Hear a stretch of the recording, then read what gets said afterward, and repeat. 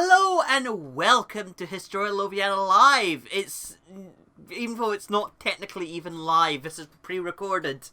We're just using the premiere feature on YouTube to make it look live. Hello, so my name is Abby Archer, and I am the Fat Friar. yes, and today we are going to be dealing with dangerous historical electrical appliances. Oh no. Now, I'm out my depth here, but this is pretty much, Friar, this is your expertise. This is honestly my favorite thing. I love early electrical devices to the point where I literally have so many I couldn't bring them all on today. Oh god. Like I have, I'm not going to say hundreds, but at least dozens of early electrical devices, and none of them work. None of them Because I work. like them, I don't trust them. Yeah, thankfully none of them work because they look absolutely fucking terrifying. They are. Some of these And are ridiculous. I would just like to You'll apologise to Mum for swearing. I know you're probably watching this and you're probably shaking your head at the fact I just swore. You know?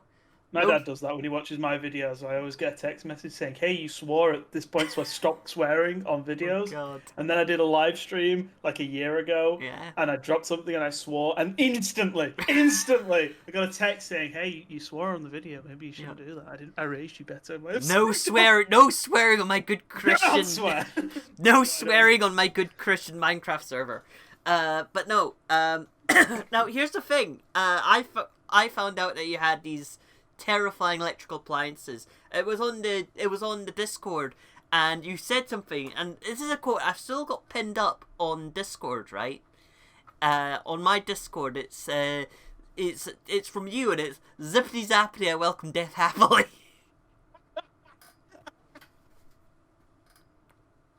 I said that. Yeah, you said that. And did you want to know something? I am just so tempted to name this episode Zippity Zappity Welcome Death Happily.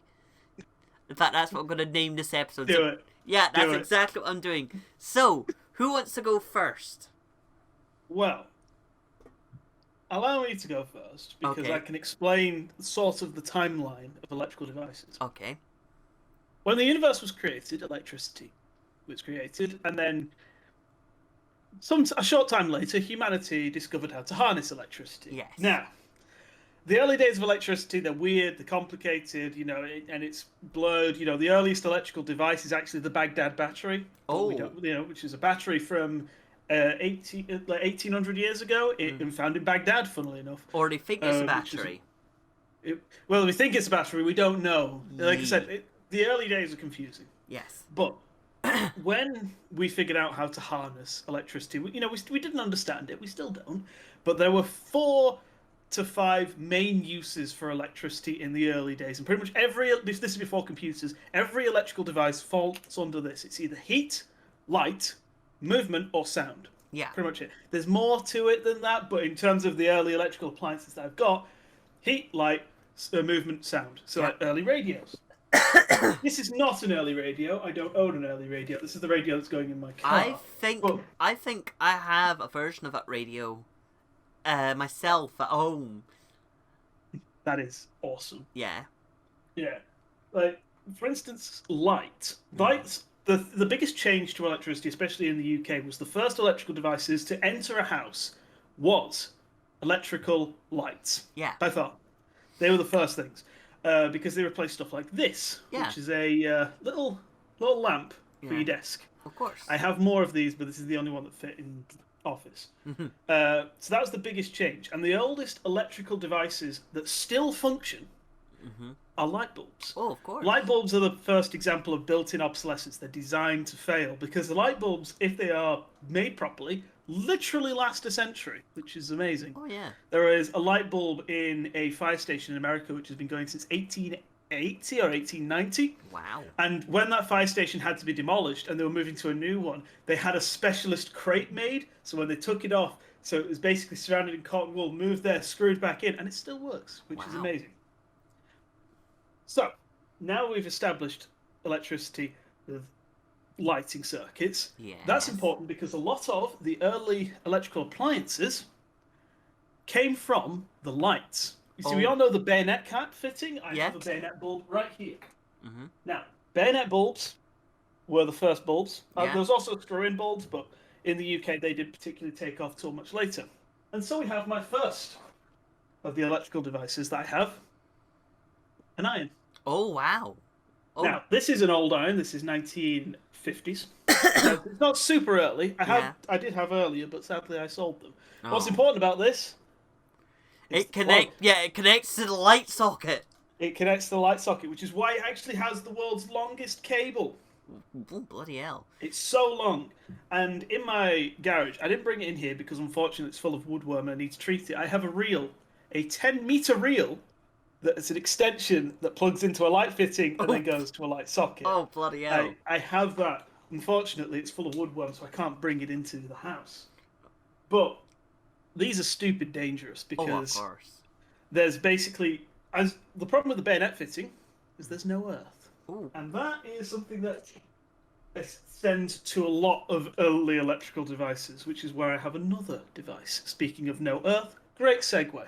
Oh, no. I want you to... I've probably showed you what this is, but if you don't know what it is, I want you to guess. I know exactly what it is, and I'm going to leave the people at home to guess for about, Go on. let's see, 5 seconds. 5, Yeah. 4, Well, go on, put Three. the comments in. What is it? 5, 4, 3, 2, 1. Probably nobody's spoken in the chat, so why don't we just tell everyone? It's a toaster. Oh, God. This dates from roughly the 1930s. It is pre-war, although they did produce this model into post-war, but this is a pre-war one because of one big thing. This is where you plugged it in. So you'd have a plug and then a switch. Mm-hmm. And the way it works simply is there's heating elements in there. You'd load up a slice of toast into this, which would hold it shut, and then heat up the toast. Mm-hmm. But it is entirely made of metal, and there is no earth, which means that the only way to get the toast out is you turn the device off, you take the toast out, you flip it round, and you put it back in again, and then you switch it back on, and that makes your toast. Oh, God. And I'm going to say this one right now is probably the stupidest thing I've ever done. I have a connector for this, and I have tested this, and this thing still works. Oh, God. And I tested it with a multimeter, and when it's plugged on, it is live. Oh, no. The only thing that stops you from zapping your entire home are these Bakelite shoes. Oh, God. Because obviously they're not conductive. This thing killed people. Yeah. Which is an important discussion about early electrical devices because they killed people. Yeah, I mean you didn't even chuck into a bath. No, like this is skip the whole step to touch it. So that is fantastic. So I would carry on, but I'm going to stop there and let Abby go on. Abby, what electrical devices have you found? Right. Okay. Now this is not a specific electric device. And I don't know why I went into full screen. I know. Oh, now I remember why I went out full screen. It was to switch over to this. You people at home won't be able to see, but this is my wee script. So, I've got a question. Are you familiar with hairdryers? Yes. Everyone is hopefully familiar with hairdryers.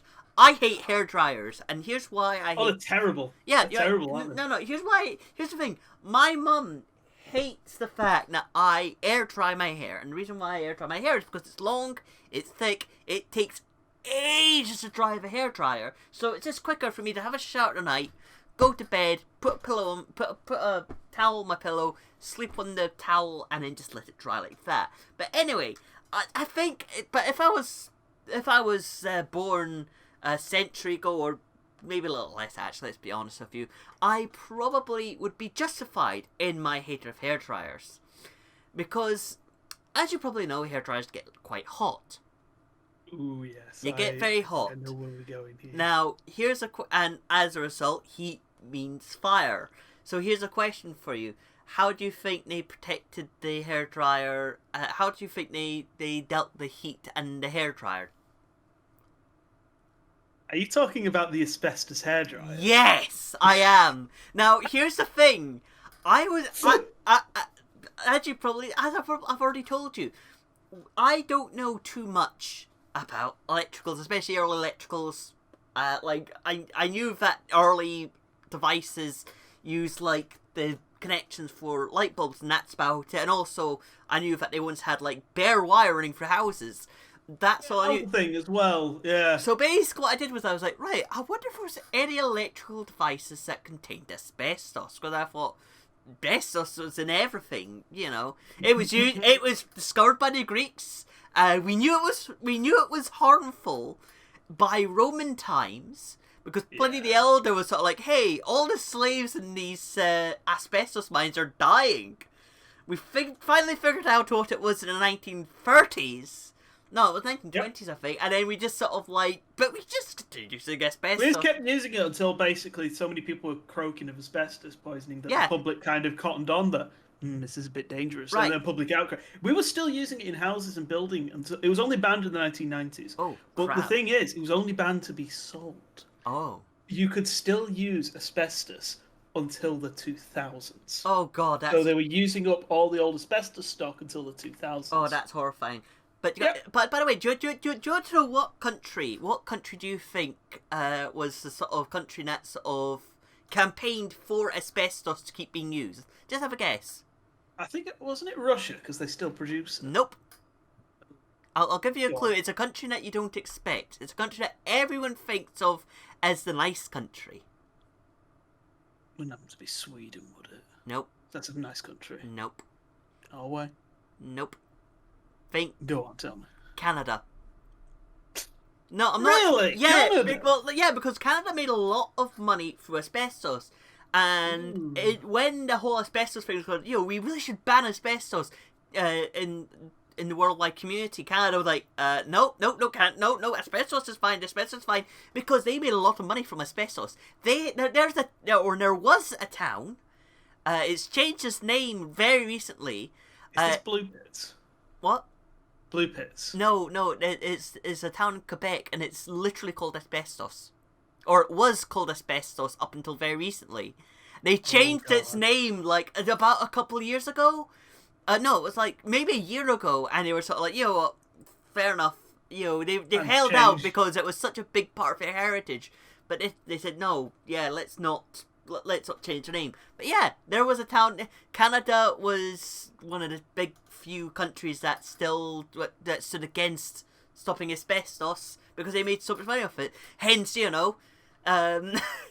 which sort of makes me just think, God damn it, even Canada has a dark secret. Yeah. Anyway, so basically, the idea of having asbestos in hair dryers. And not just, I don't think it was just sort of like the handheld ones, it was also the hairdressers ones. The ones where you go into hairdresser. The big things. Yeah, like but here's the thing. If I came up and said, I've got an idea, let's put this dangerous chemical into a thing that sort of shoots air out, that's basically an asbestos gun, you're blowing at your face. So, lovely and safe. Yeah, lovely and safe. But here's the thing. I did find a report. It was from the Health and Safety Executive, 2006. Basically, there is an asbestos risk, but it's so low that you wouldn't, But no, it's still not exactly the best idea because they were testing out. It's still there. Still a bad idea. But I've got bad news for you. Uh-oh. This wasn't the only things that contained asbestos.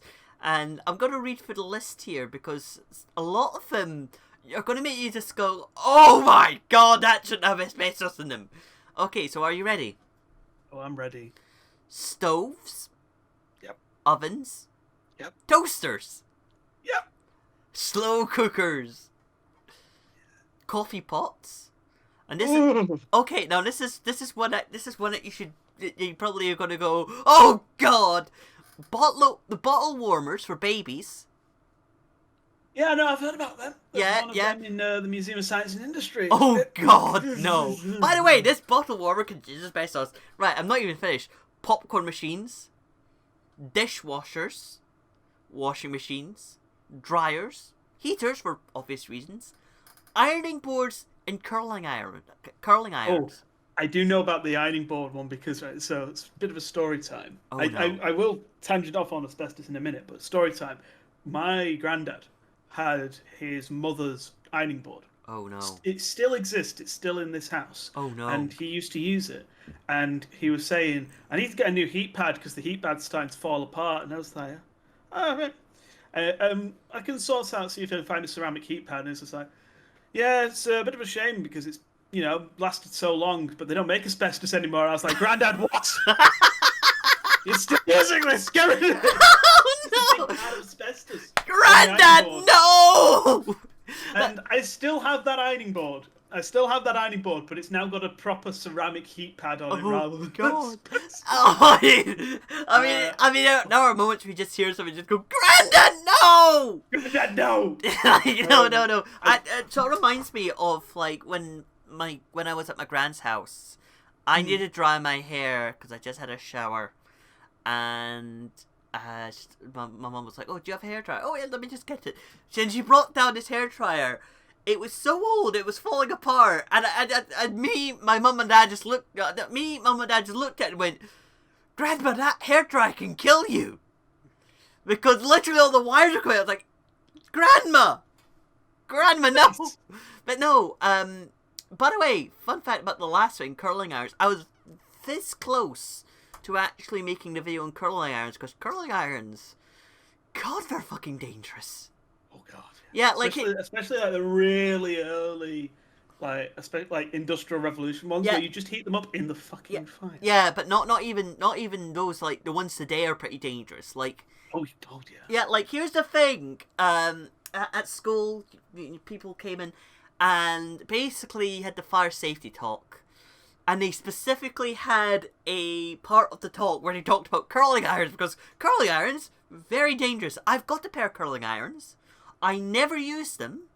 They're like a pair of cheap curling irons, like, oh, curling irons. I've not got a pair of those. I've got wavy hair. I might try straight hair. And I thought, yeah, nah. Because, yeah, but either way, curling irons, absolutely terrifying. Deadly. Right, yeah, so shall we have a commercial break, shall we? We can have a commercial break. Right. This show has been sponsored by Asbestos, the wonder material. Asbestos, the wonder material, and irons that connect to your light sockets. May God help us all. May God help us all. Okay. I have some stories about asbestos. I know we're talking about electrics, but I have one of the scariest things about asbestos you'll know. I live within Rochdale Metropolitan Borough, which is dreadful. Don't live here. But there's an area of Rochdale called Blue Pits. Yeah. Now, Blue Pits, the name Blue Pits, comes from the Blue Pits, the asbestos mines. Oh, God. Now, this part of Rochdale was very proud of their history, and there is actual photographs of an asbestos shoveling contest that they used to hold at the mines. But my favourite one, there's almost an identical same thing that happened in Australia, the town Blue Pits in Australia. Oh no. This was quite common. Is the children's play pit, full of sand. Except it wasn't sand. It was blue asbestos that they used in the children's play park as the sand. There's photos of that. It's horrible. That's almost as horrifying as the story I heard about Scientology. Oh. Right. Shall I tell you the story about asbestos and Scientology? Go on, I want to know. Right, so basically this is a story that I heard, and it was way, way, way back when they had Operation Clamshell, which was the anonymous operation against Scientology. And this is a story, it was a story of someone who came from who was an ex-Scientologist, and he got relatively far up, and the Scientologist has a ship, right?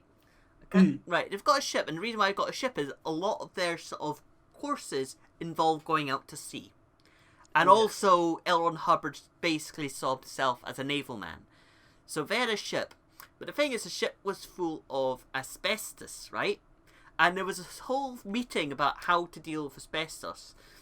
None of the people there were experts in asbestos, but this one guy was like, right, I think we should remove the asbestos, and pretty much the leader of the group said, no, asbestos isn't dangerous, fiberglass, so we'll remove all the fiberglass, and be careful of fiberglass, but we won't be careful of the asbestos.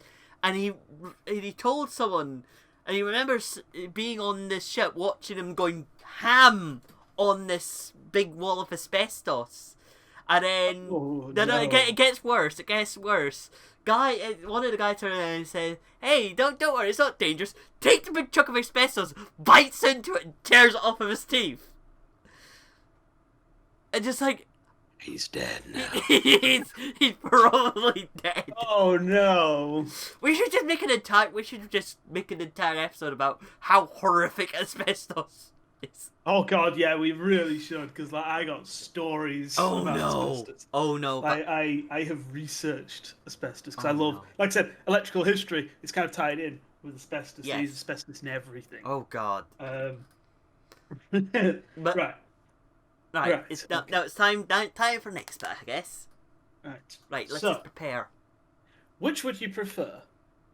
The danger of plugs or the danger of trains? The danger of plug or the danger of trains? Yes. I mean, both are relatively dangerous, but plugs. I'm very curious about trains, but I know that. I think the danger of trains. Right, the danger of trains. I brought with me something perfectly safe. Okay. An original Hornby Dublo. Ah. Now, Hornby Dublo is very safe, of course. Yes. Back in the day, like Hornby is synonymous with miniature railways. So I have here Bristol Castle. Yes. An actual Hornby Dublo, solid made of metal, weighs a ton, and I can't run it on my layout because the pickups don't work. Yes. Because Hornby Dublo was 3-railed. Oh, aye. However, Hornby was not the first to make electrical train sets. And when Hornby started, they used clockwork. Because electricity was expensive and only went for the higher class. Oh, of course. Hornby was the lower tier. Have you ever heard of a name called Bassett Loke? Yes, I have, and I know them because of the Ravensglass Nestell Railway. Exactly. Yes. Bassett Loke made toy trains. Specifically, they used a lot of German tech and rebranded it as English because Germans were better toy makers, but this was post-World War One. Of course. Now, Bassett Loke made massive miniatures, so like the Romney House and Dymchurch, but they also made smaller ones, O-gauge. Yeah. And these were electric because, of course, they were aiming for the higher class, the upper classes. Yes. Hornby Dublo and Hornby O-gauge, of course, were 12 volts, nice and safe. Bassett Loke were mains powered. The early 4 years of Bassett Loke, roughly, it's a bit hard to drive, they just used straight power from the mains to power their model train sets. And there are stories of the poor cat, who was, of course, sleeping across the model railway, going straight up into the air because the poor thing got a shock. Oh, God! Pure volts, and they were hilariously dangerous. Because, of course, these are the early electrical motors, and they needed a lot of power to get them going. Once they figured out the 12-volt motors, they went a lot safer. So there was a lot of people who croaked. Because, of course, if you touch one of the things, it's fine. Touch the other thing, it's fine. Touch them both, you make a circuit. And that's what used to get people. Hilariously dangerous. Yes, hilariously dangerous. Because the only people who had mains power at that point were the people who had manor houses and stuff like that. So they paid a very expensive way to just watch their kid get. Yeah, pretty much. I mean, actually, no. What if it was a conspiracy? What if Bassett Loke? What if they were actually run by communists and anarchists? And they're just like, right, glorious revolution begins one train at a time. How do we destroy the upper classes? I know, trains. Yeah.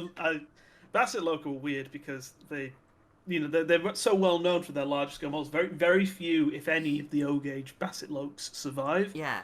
They were because they were also a lot of times thrown away, whereas Hornbys were because they were so expensive for the people who bought them. It was the middle class that bought them. They were looked after, so it's kind of strange that way. But that was the smaller one. I'm glad you picked that one first because the plugs is so much bigger. Oh no. So. Yes, I'm prepared. My body is ready. We have already talked about the fact that the first electrical devices in houses were the lights, because it replaced gas lamps and candles.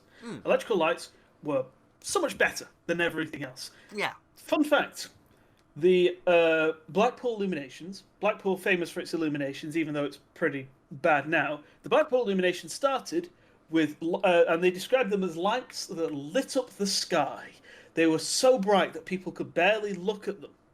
How many bulbs were there? I Electrical guarantee. bulbs. Literal bulb. I've heard of some chew on, I Actual think.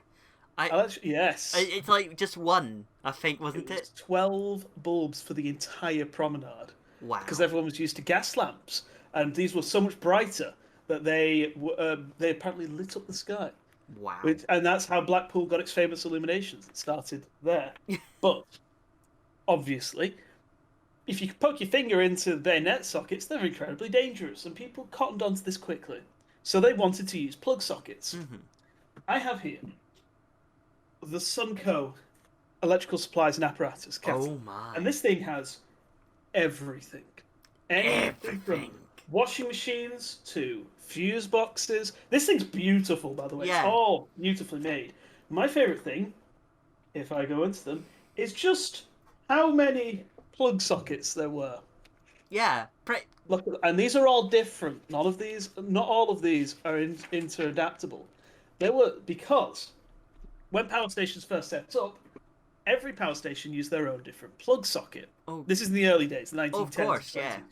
Everyone used to use their own plug sockets. So if you were in an area, you had your own plug socket. Mm. By the 1930s, most of these had dropped off, but there was still quite a lot. Yeah. And I have here one of the rarest things in the entire world of electrical device hoarding. It's so rare. Electrical device hoarding. So the only other one I know of was destroyed in a fire. Oh. And I just happened to cost this one on Facebook. So Ooh. not Facebook, on eBay. Somebody was just selling it, and I had it. And it's stupid. Oh my god. An MK plug socket suppliers multiboard. Oh my. This is every single plug socket sold specifically by MK. There was way more. Yeah. Well, MK and it unusually enough DNS, which we'll get into later, which is actually the best plug socket design ever created, except for one fatal flaw. So naturally, at the top you have the standard 3-pin. Oh yeah. Square plugs, the safest plug socket design ever created. Yes. But you have all the other things. This is a fuse plug. The fuse is in the plug. Yeah, we still Now, use this is those. because of ring main. This is what we still use. Yeah. But back in the day, and it's variable, but back in the day, if you wanted different devices, you have here the 15 amp. Oh. Big, but round sockets. That's Yee. important. Then, we have the 5 amp. Mm-hmm. Smaller, same design, but smaller. Yeah. And then, we have, it's not here, it's not plugged in, the tiny 2 amp plug. Oh wow. Look how small that is. That is small. I have a few of these. And there's also a couple of others. 2-prong here, another 2-prong here, and the D&S. Now Yeah. these, interestingly enough, this was sold by an electrical shop. Yeah. This would have been mounted and is used for testing the different types of plugs. So if you brought in the device, they'd be like, all right, let me just dig this bad boy out and plug it in to test it. Yeah. Because all of these are wired up. Oh god. If I plug this in, all of these plugs are live. Oh And no. I have done that once. Oh It's no. very scary. Oh no. It is very scary. So that is amazing. But the thing is, there was way more plugs, and I have here The most terrifying of all. Oh my. prize big box of plugs Oh god. because I am inherently a hoarder. Yes. I gathered that. I gathered that. This isn't even the only box of plugs because I have another. Oh my. These are specifically. That's the the diminutive plug I mentioned. Yes. Look at that cute little guy. Oh my god, that is tiny. It's so small. Oh my god. And this is for 2 amp. Oh my. So the reason that these had specific plugs is because the specific circuits were rated at either 2 amps, 5 amps, or 15 amps. Yeah. So 15 amps like your oven, your cooker, your washing machine back in the day, which were terrifying. Yeah. 5 amp is like your light circuits and electrical appliances. Mhm. 2 amp was kind of for the little stuff like clocks and stuff like that. But I have hundreds of these. Mhm. Literally hundreds. Yeah. But the most important one, rarest one, I know, is this, the D&S London plug socket. Oh my. Because this is brilliant. These were only fitted in London council houses because it's an example of councils being a bit scummy. Oh, of course. You could only buy the plug sockets if you lived in a council house in London. Therefore, they could control what electrical devices you had. You couldn't get these normally. Yeah.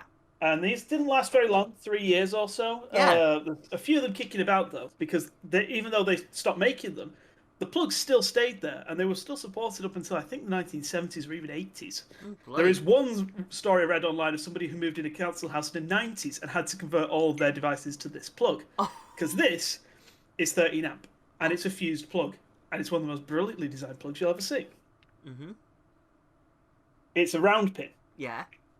But But it's 13 amp, just like the other one, and here is the socket. If you okay. plug it in, there's a shutter, which obviously stops you from poking something in, and also you can't plug it in when it's upside down.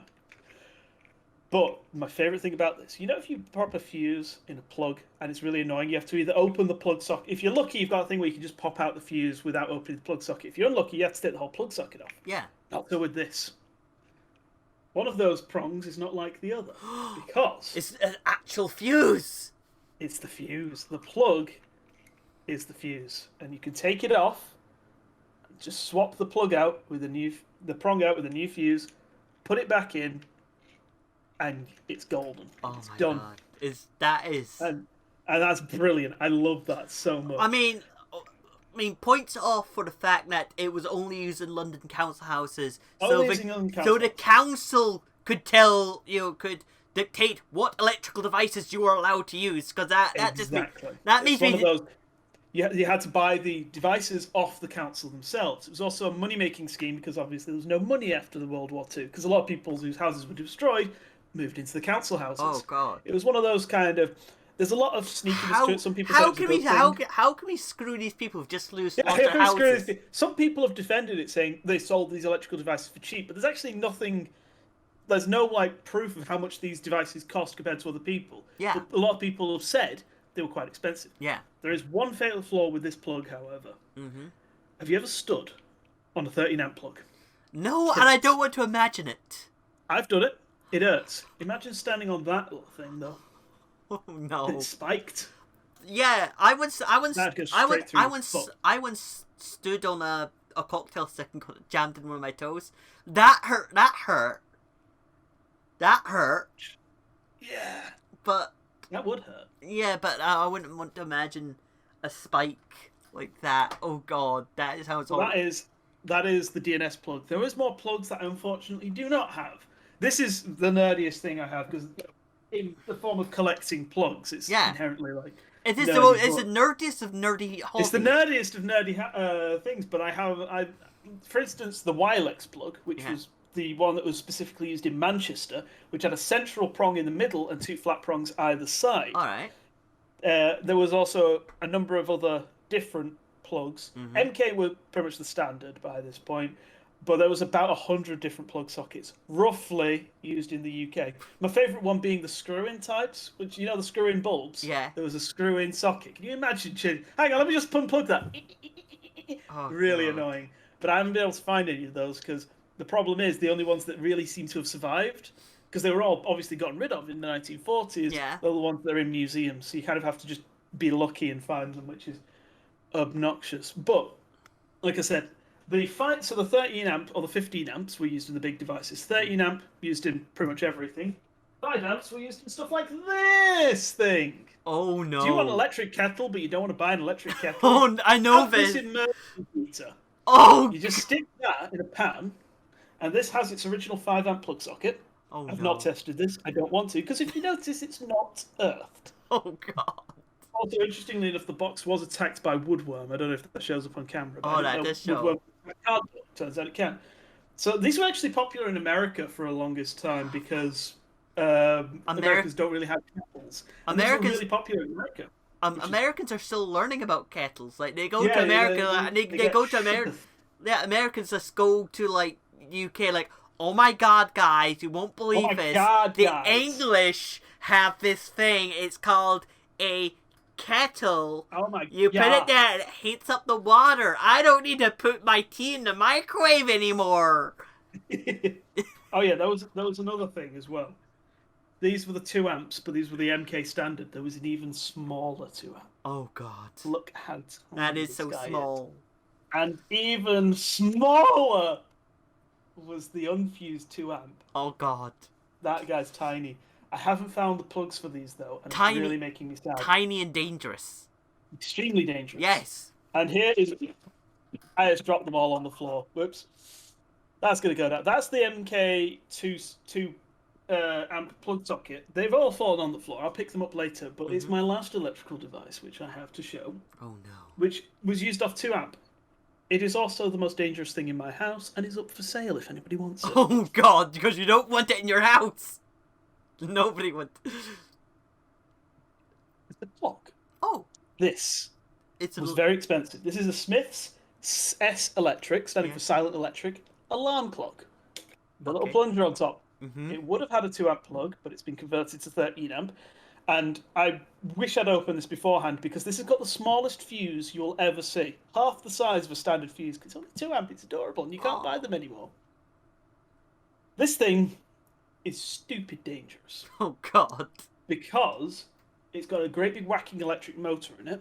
Oh yeah. Because it's an electrical clock. But no, that's not the scariest thing. This is supposed to be in your bedroom all the time, so it's staring at you for about 8 to 12 hours during your sleep. Yeah.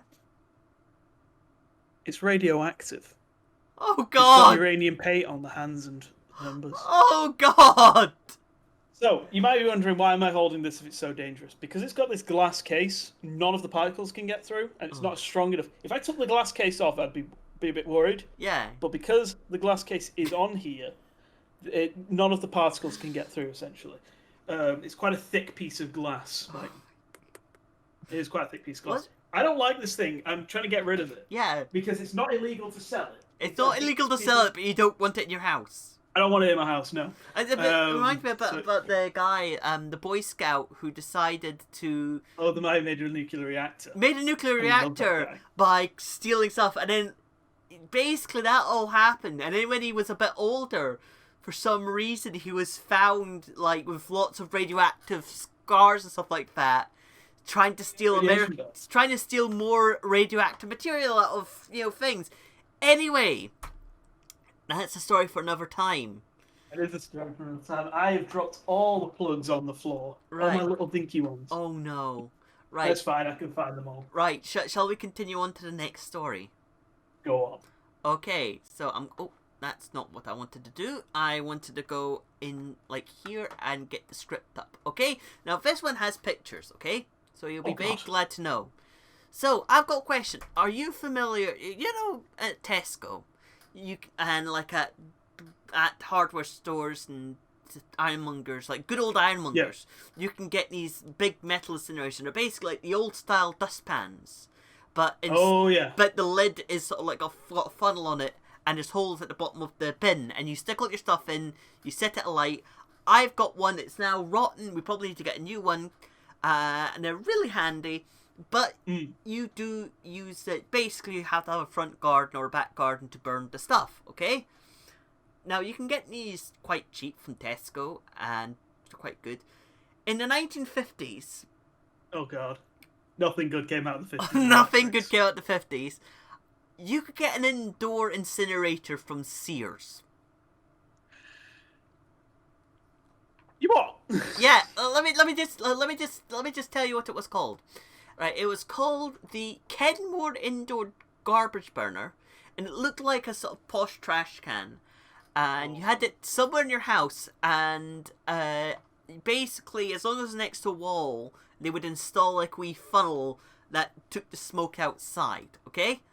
And I'll send you the picture. It's a tiny picture. In fact, no, what I'm going to do is I'm going to go just switch over to here and zoom in a bit. It's going to be a bit pixelated for the people at home because I'm zooming right in. That's a picture for the people at home. I will go and send you a picture of it. I'm scared. You should be. 1952.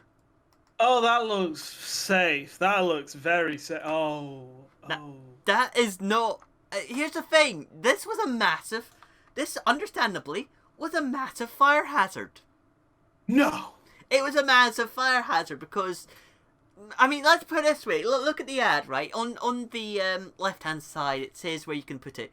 You can put it in the recreation room. And I'm thinking, why would you put it in the place where you recreate? Oh, no. Why would you do that? So basically, So basically, you're setting a fire that is hot enough and made hot enough to incinerate things, and you're putting it in your home. That's a massive fire hazard, is it not? Yeah, that's Do not like that. I do not like that at all. Don't like that at all. That's Don't like that at all. very, very bad idea, and I'm just going to zoom back out so everything is quite nice looking. Now, of course, this was a massive fire risk, okay? And here's a question for you, and I know I'm showing my script here to all the people at home. I'll just very quickly switch back to Friar. Now, Friar, I have a very deep philosophical question for you. Oh god. These were from these are from 1952, apparently. And of course, nowadays you would never have an indoor incinerator at home, okay? And you would never market it as anything other than something that is rather dangerous to have, okay? You probably have an indoor incinerator, let's say in a hospital, sure, because if you lose a limb, unless you've got a religious exemption, they chuck it in the fire. Or if you ask them nicely. If you ask them nicely, yeah. Yeah. If you're having your limb taken off and you know ahead of time, you can genuinely on the NHS they will give you the limb. Yeah. As long as you've got something lined up to deal with it, which I think is hilarious. Yeah. The reason why that is there is because Jews have a thing where you are supposed to be buried with any amputated limbs and stuff like that. And that's one of the big reasons. Yeah, I learned that not too long ago. Now, but here's the thing, okay?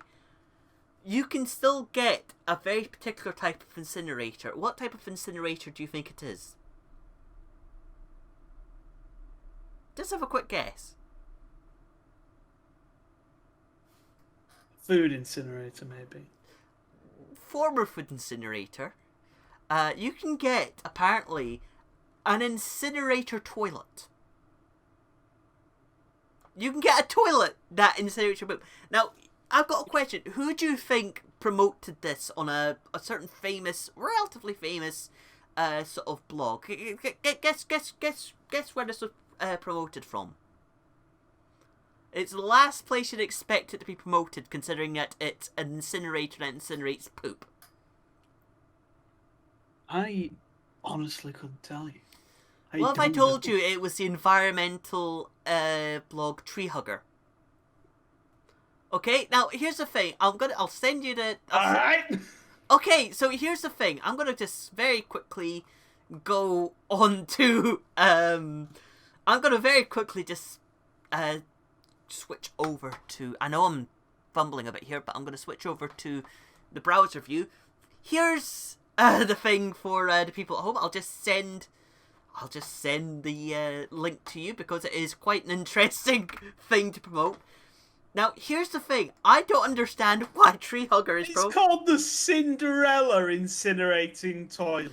Apparently it is. It's called the Cinderella Incinerating Toilet. And for some reason, it's been promoted as a form of ecological electricity. I mean, here's literally the first line of the blog post. Got some clean electricity? Then you can cremate your crap. So, here's the thing, okay? They're trying to promote this as a environmentally friendly thing, and it's very important that we take care of the environment. Yes. Very important. Very, very, very, very important. But do you want to know something? If you came up to me and said, do you want to know what's environmentally friendly? Burning your own shit. I would say, no, it's not. I can think of many more environmentally friendly ways to deal with your stuff than burning your crap. Your excrement. Your excrement, yes.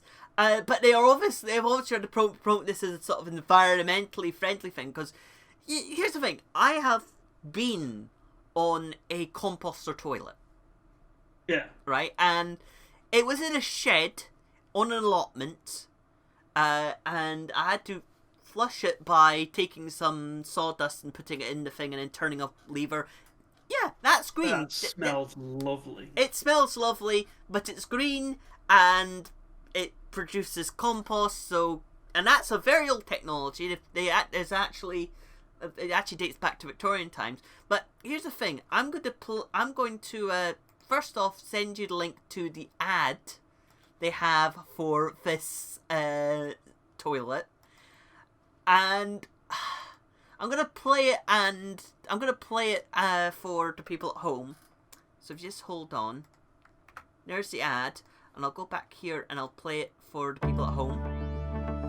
I'll put the thumbnail in. It's childproof. The Cinderella Incineration Toilet is a modern and environmentally friendly toilet solution with a sleek Scandinavian design that will fit into any bathroom, regardless of style. Scandinavian Cinderella design. is a high-quality, high-reliability product produced in Norway. It is childproof and easy to assemble. The incineration toilet constitutes a total waste solution.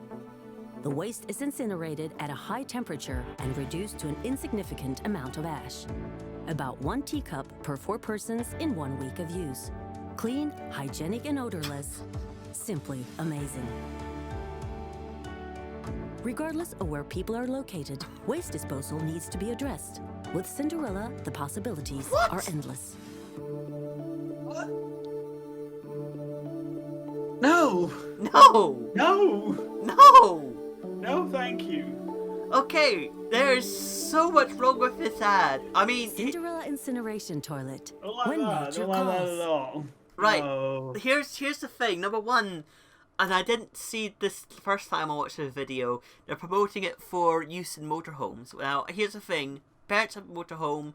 I go in the motorhome with them. I would not feel happy about having an incineration toilet in a motorhome. No way. Second off, it's been promoted as green.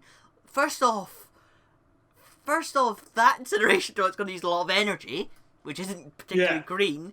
Third off, there's another thing. They obviously definitely are going for the green angle, because even with the coffee cup full of ash, it had like a wee green shoot coming out of it. A little plant growing out of it. Yeah, potash. Like, no, that is not that. Hope you like growing strawberries. That is not. And nothing else. That is not. Listen, that is not. That plants don't grow in like ash like that. No. No.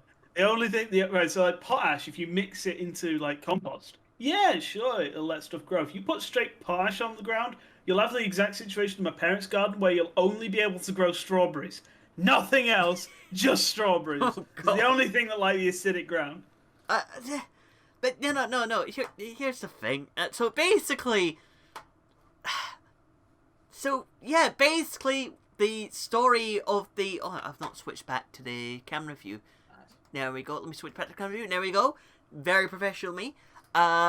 Basically, they've taken this idea of the house incinerator and they sold at Sears. You know, something that I would not have in any home. Something that's a very obvious fire hazard, like a lot of things in the 1950s, and then they just rebranded it as environmentally friendly. And you can sell anything as being like either environmentally friendly or healthy. Have you ever heard of negative ion products? Oh god, yeah, probably. I mean, I think Murray Bookchin, the political thinker, said something about greenwashing. You know, saying you can't green capitalism by its own thing, and you just think, how did someone just say? Listen, you have. I'm speechless because I'm thinking, what right-thinking person turned around and said, yes, burning your own fecal matter is environment. Hoopa duper. Yeah, that's not environmentally friendly. I wonder how much they paid Treehugger to write the ad, basically. Oh, so much money. Probably that's how they make their money, by greenwashing things. Anyway, let's see, how long have we been going for? We have been going for just 50 minutes actually. Do you want to wrap this up? Yeah, we're mass as well. I have no more scary electrical well, I do actually. You have we would literally be here for hours. You have so many. And it terrifies me. I love early electrical devices. I just love looking at it and thinking, yes, this could kill me. That's basically it. You're just like, yes, what electrical device here can kill me? That's basically what you do. Honestly, when I was a kid, I learned how to like open up the shutters of a plug socket so you could put something into the thing at the age of 3. So my parents had to buy special plug sockets, like special plug socket covers, which you needed a tool to take off, because I would honestly, Like, I figured out if you put a screw into the earth and screwed it in, it would open the shutters. And I was like, oh, wow. And then my dad came home to me, I think I was 3 years old, with a screwdriver and a screw in the plug socket, watching the shutters go up and down, going, whoa. I was a terrible child. My dad went grey 10 years early because of how I was. Because, like, there's a photo I love, which is my dad took a photo. He came downstairs at 6 o'clock in the morning and he'd put the sweets up on top of the cupboards. So what I did is I got a chair, but I was obviously too short to reach. So then I got a stool, a cardboard box, and 3 cushions and climbed it all up like a ladder and got the sweets. That is... Because I was a little shit. I mean, you play with plug sockets. I mean, clearly you've got a death wish. Honestly, it's a miracle. It's a miracle that I'm still alive, because not only do I love messing with old electrics, I have a classic car that has no safety features, and my house's current electrics are great because the plugs keep coming out of the walls. Oh my god! I mean, I did have a light, so I turn the lights on in the guest bedroom and heard sparking, and I just turned it straight off, and I haven't turned them on since. oh god, that is terrifying. I love electrics. Oh no! Although, to be honest, what I really do want to buy is I really want to buy a pre-war vacuum cleaner, like one of those like little things with the cotton tube. That's stupid dangerous. I have to. I want to buy one of those. You just want to collect things that could potentially kill you. For me, my dream is to have a nice house that's all, and then have a massive double garage, and you walk into it, it's just shelves of just shit. With I want a museum, essentially. That's what I want. You want a museum? You want to make a museum of old shit that could kill you. It's like that garden in Annex. The poison garden. Yeah, the poison garden. You know, all these things kill you. Anyway, shall we finally wrap up? Yes, we should probably wrap that up. Okay, brilliant. My name has been Abby Archer. And I've been the Path Riot. And this has been Historia Lothiana Live, which is a total lie. If you wish to donate, please donate to fee.com/Historia Lothiana, and please subscribe, because please donate. I'll send that electric, my lovely clock that's incredibly dangerous. I'll post it to your house if you don't donate. Yes, you don't want that in your house. You will probably be arrested, Fry, for doing it. Anyway. Oh, but it'd be funny! You're gonna go. But anyway, this has been Historia Lothiana Live. I hopefully will see you soon. Goodbye!